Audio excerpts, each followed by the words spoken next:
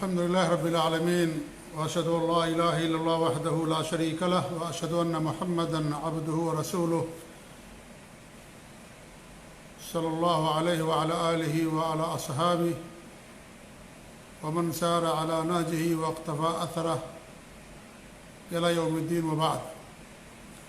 عن عبد الله بن عمر رضي الله تعالى عنهما أن عمر بن الخطاب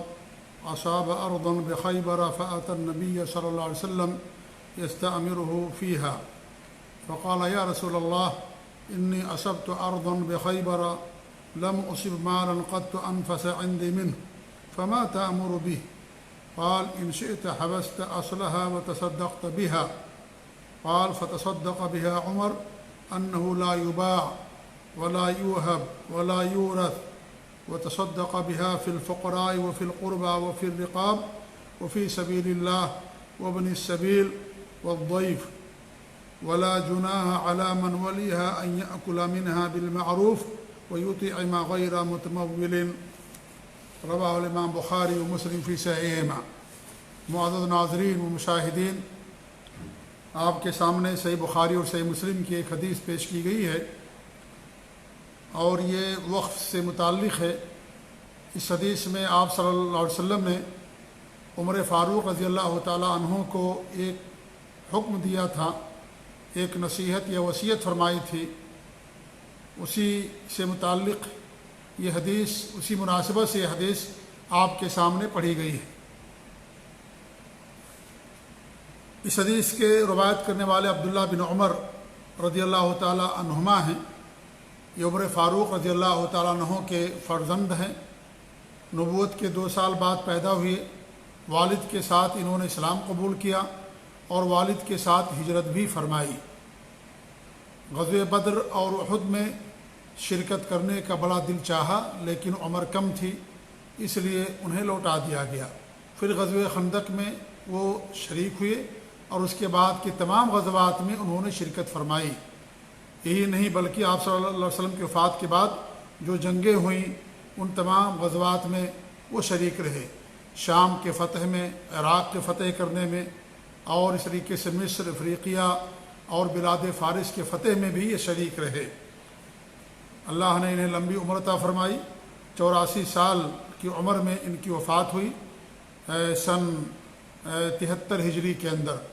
اور ابو ہریرہ رضی اللہ تعالیٰ عنہ کے بعد سب سے زیادہ حدیثیں انہی سے مروی ہیں، عبداللہ بن عمر رضی اللہ تعالیٰ عنہ سے. کافی انہوں نے حج بھی کیے. بیان کیا جاتا ہے کہ انہوں نے اپنی زندگی میں 60 حج کیے اور کئی عمرے کیے، کم و بیش 900 یا 1000 کے آس پاس، جیسا کہ کچھ علماء اور مورخین نے ان کے بارے میں بیان کیا. ہمارے بھی ان کے بارے میں فرمایا ایک مرتبہ کہ نعم الرجل عبداللہ لو قام قیام اللیل، کہ بہت بہترین انسان ہے عبداللہ اگر وہ قیام اللیل پڑھنا شروع کر دیں. جب آپ نے یہ حدیث یا یہ ہمارے نبی کا یہ کی تمنا سنی تو عبداللہ بن عمر رضی اللہ تعالیٰ عنہ نے یعنی ہمیشہ اپنا معمول بنا لیا اور کبھی بھی ان سے قیام اللیل نہیں چھوٹی. ہم اور آپ اگر دیکھیں کہ اللہ کے رسول صلی اللہ علیہ وسلم کتنی وصیتیں اور حدیثیں ہم سنتے ہیں، قرآن کی تلاوت کرتے ہیں، اللہ تعالیٰ کا حکم سنتے ہیں، لیکن ہماری زندگیوں میں کوئی تبدیلی نہیں آتی. صرف ایک جملہ اللہ کے رسول سے انہوں نے سنا اور اپنی زندگی انہوں نے تبدیل کر لی اور قیام اللیل پڑھنا اپنا معمول بنا لیا. یہ ہے عبداللہ بن عمر رضی اللہ تعالیٰ عنہما. اور یعنی بہت عظیم صحابی، بڑے زاہد، متقی، پرہیزگار، اللہ کی راہ میں خرچ کرنے والے، صدقات و خیرات کرنے والے بڑے عظیم صحابی گزرے. عثمان غنی رضی اللہ تعالیٰ عنہ نے ان کے اوپر قضا کا منصب پیش کیا کہ آپ قاضی بن جائیں، لیکن انہوں نے انکار کر دیا. علی رضی اللہ تعالیٰ عنہ نے انہیں یعنی کچھ علاقوں کی ولایت دینے کی ارادہ ظاہر فرمائے، لیکن انہوں نے انکار کر دیا. تو اس طریقے سے بڑے ہی زاہد، متقی اور پرہیزگار شخص گزرے عبداللہ بن عمر رضی اللہ تعالیٰ عنہ.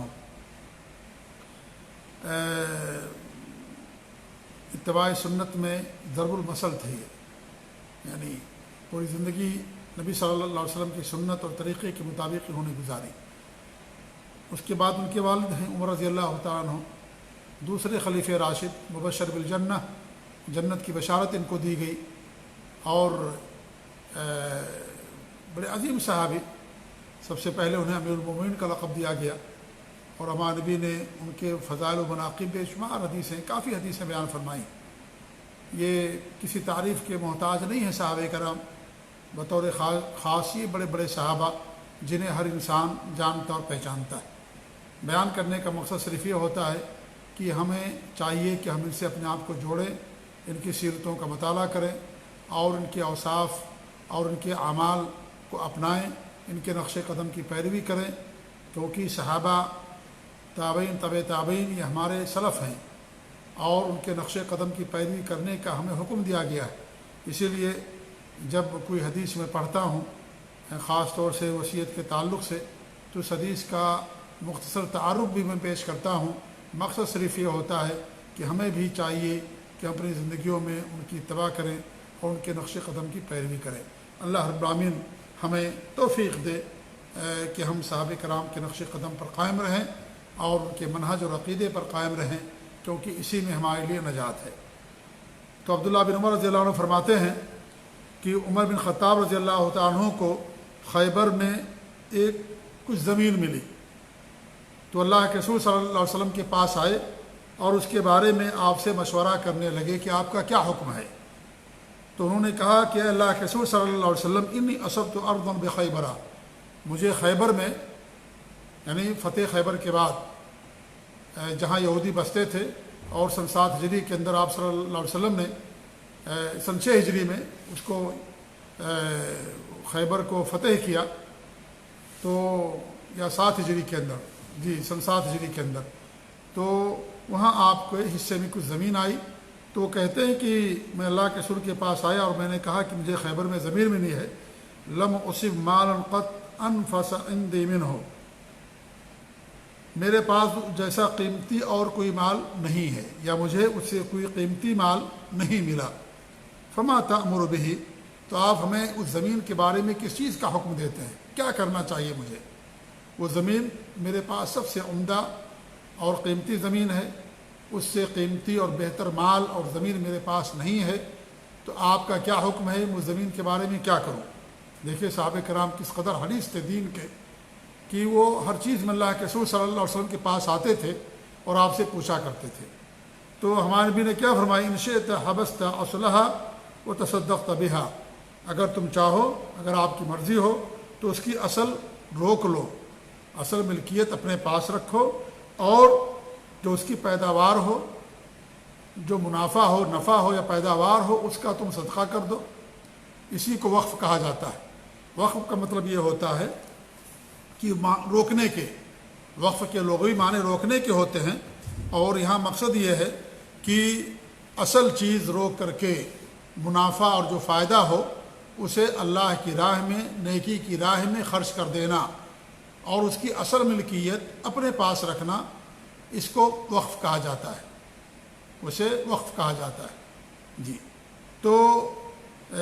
ہمارے نبی نے فرمایا کہ تم چاہو، اگر تمہاری مرضی ہو تو اصل کو روک کر کے رکھو، اور اس کا صدقہ جو ہے، جو منافع ہو، آمد اور جو پیداوار ہو، اس کا صدقہ کر دو۔ قال، تو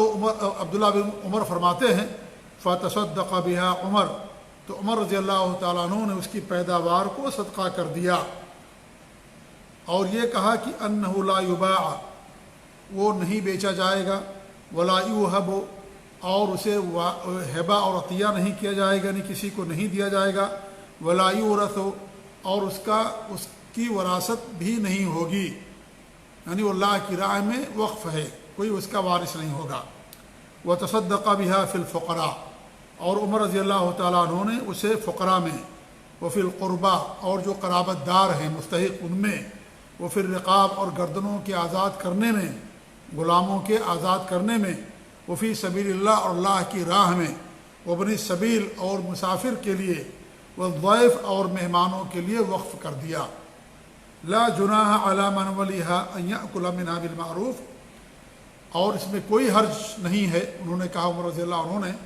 کہ جو اس کا والی بنے، یعنی جو اس کا نگہبان ہو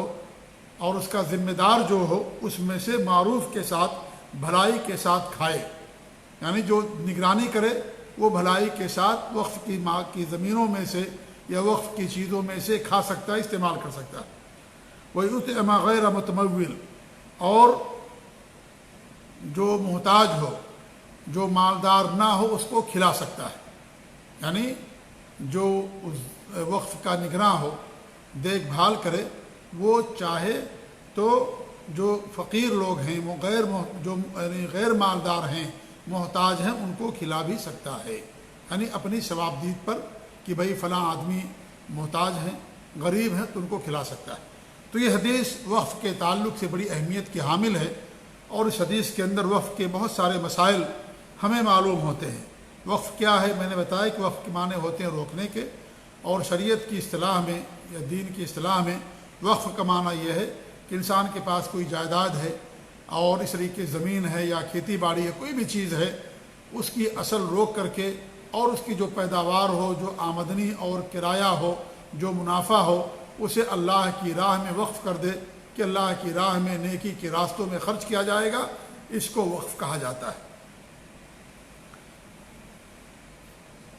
بہت سارے مسائل وقف کے معلوم ہوئے۔ پہلی بات یہ معلوم ہوئی اس میں، یا ایک بات کہ اسے بیچا نہیں جا سکتا ہے۔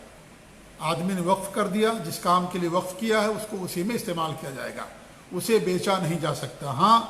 اگر اس کا فائدہ ختم ہو جائے تو ایسی صورت میں اس کو بیچا جا سکتا ہے، اور بیچنے کے بعد اس مال کو اور اس قیمت کو اسی کام کے لیے انسان استعمال کر سکتا ہے، اور اگر بچ گیا کچھ اس میں سے تو اس پیسے کو دوسرے وقف کے کاموں میں استعمال کر سکتا ہے۔ مثال کے طور پر آدمی نے زمین وقف کی تھی مسجد کے لیے، مسجد بنا دی گئی، وہاں پر لوگ تھے، نماز پڑھتے تھے، اب وہاں سے سارے لوگ اس علاقے کو چھوڑ کر کے یعنی کسی اور علاقے کے اندر چلے گئے، اب وہاں آدمی لوگ نہیں رہتے ہیں، اب ظاہر بات ہے اب اس کا جو فائدہ تھا وہ ختم ہو گیا ہے لوگوں کے چلے جانے کی وجہ سے۔ لہذا ایسی صورت میں اس مسجد کی زمین کو انسان بیچ سکتا ہے، اور بیچ کر کے جن علاقوں میں ضرورت ہے جا کر کے وہاں مسجد بنا دے تاکہ لوگ فائدہ اٹھائیں، اور اگر کچھ پیسہ بچ جائے تو اس پیسے کو کسی اور خیر کے کام میں استعمال کر لے، یا کہیں اور مسجد بنا دے، اگر پوری مسجد بنانے کے پاس کے لیے پیسہ ہو، یا تو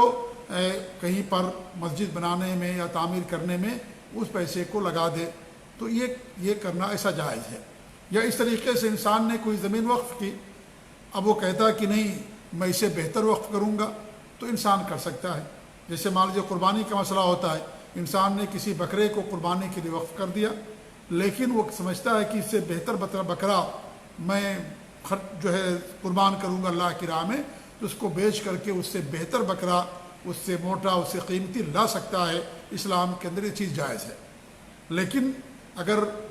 کوئی وجہ نہ ہو تو بغیر وجہ کے وقف شدہ یا وقف کی چیزوں کو بیچنا یہ جائز نہیں ہوتا، کیونکہ اس کا کوئی مالک نہیں ہوتا، اس کا انسان نگراں ہوتا ہے، ذمہ دار ہوتا ہے۔ ولا یوہب، اور نہ ہی دوسری بات یہ معلوم ہوئی کہ وقف کی چیزوں کو ہم کسی کو ہدیہ اور تحفے میں یا عطیے میں نہیں دے سکتے، کسی کو ہبہ نہیں کر سکتے کہ کوئی نگراں ہے اور کہہ دے کہ بھئی یہ وقف کی زمین یہ میں نے آپ کے لیے جو ہے آپ کو ہدیے میں نے دے دیا، تو ایسا کرنا جائز نہیں انسان کے لیے۔ جی، یہ اللہ کی راہ میں وقف ہے تو نیکی کی راہوں میں اسے استعمال کیا جائے گا۔ ولا یورث، اور نہ ہی اس کا کوئی وارث ہوگا، یعنی پورا وقف کر دیا کہ مال اللہ کی راہ میں وقف ہے، خلاص، لہذا کوئی وارث نہیں ہوگا اس کا، اور وہ مال پورا اللہ کی راہ میں ہمیشہ خرچ کیا جاتا رہے گا۔ تو یہ بھی اس سے معلوم ہوا۔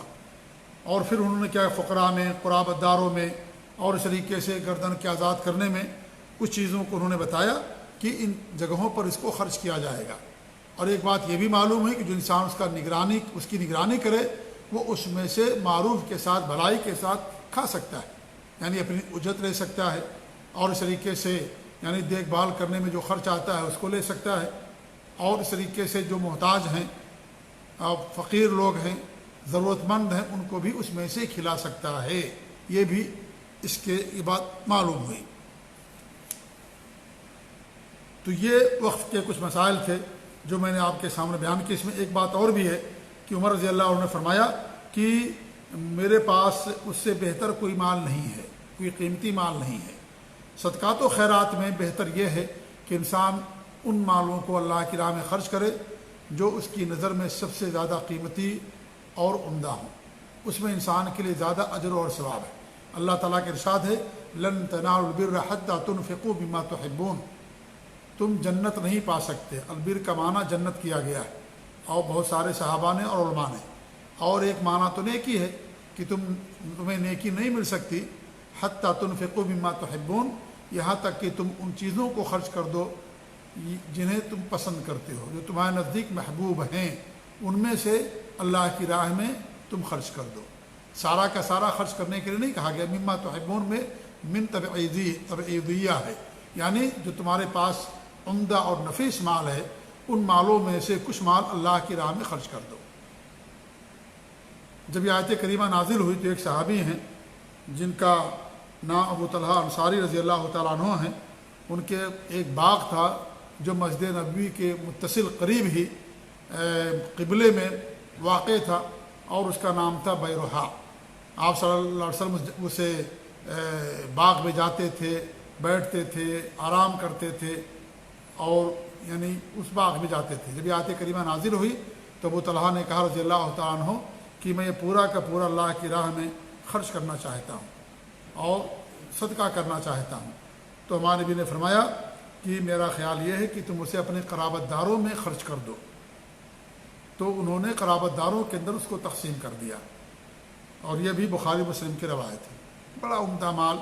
مسجد نبوی کے قریب، لیکن جب یہ آیت کریمہ نازل ہوئی تو انہوں نے سب اپنے قرابت داروں میں اس کو پورا تقسیم کر دیا جو محتاج تھے۔ تو صحابہ کرام کس قدر صدقات و خیرات کرنے والے، ایسا بھی نہیں ان کے پاس مال کی بہت فراوانی تھی، یعنی بہت زیادہ ان کے پاس مال تھا، ایسا بھی نہیں، لیکن ان کا دل بڑا تھا۔ مالداری کثرت مال کا نام نہیں ہے، مالداری دل کی مالداری کا نام ہے۔ کتنے مالدار ہیں لیکن فقیر اور محتاج نظر آئیں گے، اور کتنے فقیر ہیں ان کے پاس زیادہ مال نہیں ہے لیکن دل بہت بڑا ہے، اور دل کی مالداری ان کے پاس ہے۔ لہذا وہ کیا کرتے ہیں، وہ اللہ کی راہ میں اپنی حیثیت پر خرچ کرتے ہیں۔ ہمیں بھی یہ کرنا چاہیے کہ اللہ کے رسول صلی اللہ علیہ وسلم کے حدیث ہے اتقوا النار ولو بشق تمرہ، کھجور آدھی کھجور ہی کیوں نہ ہو اسے اللہ کی راہ میں خرچ کر کے اپنے آپ کو جہنم سے بچاؤ۔ صدقات و خیرات کی جہنم کا آڑ ہے، جنت میں داخلے کا ذریعہ اور سبب ہے۔ تو انسان کو اللہ تعالیٰ مال دے، جائیداد دے تو وقف کر دے، اور چاہے پورا صدقہ کر دے، اور اس طریقے سے وہ جنت کما لے، کیونکہ دنیا کا مال دنیا کے اندر رہ جائے گا، آج ہے کل نہیں رہے گا۔ اگر ہم اسے خرچ کر دیں گے اللہ کی راہ میں، وہی اصل ہمارا مال ہے، وہی ہم کو فائدہ پہنچانے والا ہے۔ آج ہماری حالت یہ ہو گئی ہے کہ ہم مالوں کو گن گن کر کے اکٹھا کرنے میں لگے ہوئے ہیں، حل میں مزید کی ہمیں بھوک لگی ہوئی ہے، اور انسان مال کے پیچھے بھاگتا ہے، سر پر دوڑتا ہے۔ مال حلال کمانا غلط نہیں ہے، لیکن انسان اپنا مقصد وہی بنا لے، اور اس طریقے سے اس کے پاس مال کی خوب پرواہ نہیں ہو، لیکن پھر بھی اپنے سے اوپر کو لوگوں کو دیکھ کر کے دوڑ میں رہے اور سب کچھ کمانے کے چکر میں رہے، تو یہ قطعاً انسان کے لیے ایسا کرنا درست نہیں ہے جی۔ اور ایسا کرنے والا دین کے راستے سے نکل جاتا ہے کبھی کبھی پورا، اور اکثر ایسا ہوتا ہے کہ وہ یعنی دنیا ہی میں رہ جاتا ہے، دنیا دار بن جاتا ہے، اور اس طریقے سے دین کا اکثر حصہ اس سے چھوٹ جاتا ہے، اور دنیا کی کمانے ہی مصروف رہتا ہے، آخرت کو بھول جاتا ہے، اللہ کو بھول جاتا ہے، اور غرور گھمنڈ آ جاتا ہے، اور یہ کہتا ہے کہ مال میں نے اپنے لیے کمایا یا میں نے اپنے علم سے کمایا، اور پھر اللہ رب العالمین کی قدرت کو، یہ ساری چیزوں کو بھول جاتا ہے۔ تو یہ بڑی اہم حدیث تھی جس میں ہمارے نبی صلی اللہ علیہ وسلم نے عمر فاروق رضی اللہ تعالیٰ کی وصیت کیا، انہیں حکم دیا کہ وہ وقف کر دیں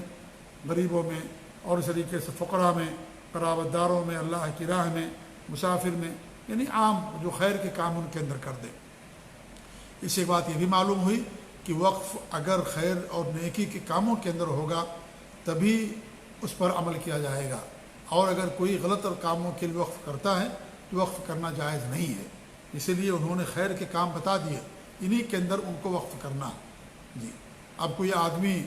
اپنا اس کے پاس دکانیں ہیں اور کہے دکانوں کا جو بھی کرایہ آئے گا ہم اسے مزار پر خرچ کریں گے، مزاروں پر خرچ کریں گے، یا اس طریقے سے اور جو معصیت اور نافرمانی کے کام ہیں وہاں پر جا کر خرچ کریں گے، یعنی جوا خانے بنائیں گے، یا اس طریقے سے یعنی مزارات بنائیں گے، تعمیر کریں گے، یا وہ تمام چیزیں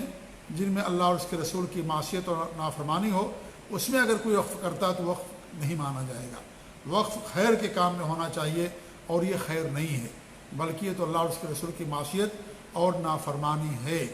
تو یہ بھی ہمارے ذہن کے اندر یہ بات ہونی چاہیے۔ اور وقف کرنے میں ایک شرط یہ بھی ہے کہ انسان اس چیز کا مالک ہو۔ اگر مالک نہیں ہے تو اسے وقف نہیں کر سکتا ہے، یعنی کسی دوسرے کی زمین جائیداد کو انسان وقف نہیں کر سکتا ہے، جس کا وہ مالک اسی کو اللہ کی راہ میں وقف کر سکتا ہے۔ اور جو وقف کرنے والا ہے وہ جو شرط لگائے گا اس شرائط پر عمل کیا جائے گا، بشرطے کہ وہ شرطیں شریعت کے خلاف نہ ہوں۔ اگر شریعت کے خلاف ہیں تو ان شرطوں کے اوپر عمل نہیں کیا جائے گا۔ اللہ کے رسول صلی اللہ علیہ وسلم کی حدیث ہے، المسلمون علی شروطہم، مسلمان اپنی شرطوں کا پابند ہے، جو شرط رکھے گا اس شرط پر عمل کیا جائے گا۔ الا شرطن، ہاں اگر کوئی ایسی شرط ہو، احل حراما، جو حرام کو حلال کر دے، او حرم حلالا، یا حلال کو حرام کر دے، تو اس شرط پر عمل نہیں کیا جائے۔ جب تک ایسی شرط نہیں ہے تو اس پر عمل کیا جائے گا، یعنی اگر وہ کتاب و سنت کے موافق ہے، دین کے اور شریعت کے موافق ہے تو اس کے اوپر عمل کیا جائے گا۔ لیکن اگر وہ ایسی شرط لگائے جو حرام شرط ہے، حلال کو حرام کر دینے والی شرط ہو، حرام کو حلال کر دینے والی شرط ہو، تو ایسی شرط پر عمل نہیں کیا جائے گا۔ تو اس حدیث کی روشنی میں کچھ مسائل تھے وقت کے جو میں نے آپ کے سامنے بیان کیے۔ اللہ تعالیٰ مجھے آپ لوگوں زیادہ عمل کرنے کی توفیق دے، کہنے زیادہ ہمیں عمل کرنے کی توفیق دے، اور جو کچھ ہم سنیں مجھے پہلے اور پھر آپ لوگوں کو بھی اس پر عمل کرنے کی توفیق دے۔ آمین۔ جزاکم اللہ خیر، وصلی اللہ علیہ محمد وعلی آلہ وصحبہ اجمعین، والسلام علیکم ورحمۃ اللہ وبرکاتہ۔